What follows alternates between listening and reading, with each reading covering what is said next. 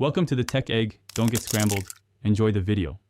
In this video, I will explain how to change oil in a Honda Ridgeline. Start by gathering your essential tools, including a 17mm wrench, an oil drain pan, and sturdy jack stands.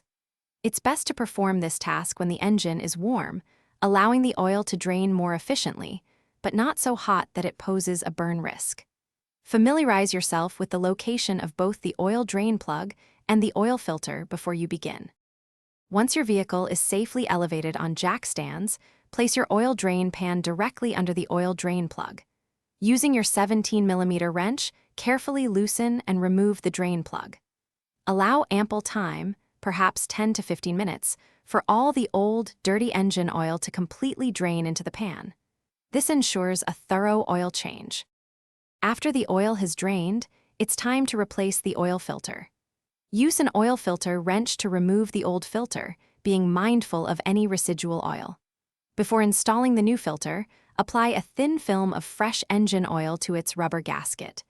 Then, hand tighten the new filter until it's snug, followed by an additional 3/4 of a turn with the wrench. Now, reinstall the oil drain plug, ensuring you use a new crush washer for a proper seal, and tighten it securely. Carefully pour in about 5½ quarts of the manufacturer-recommended engine oil through the filler cap. Start the engine briefly, then turn it off. After a few minutes, check the oil level with the dipstick and visually inspect for any leaks. Thanks for watching. Consider subscribing if I helped unscramble your problems.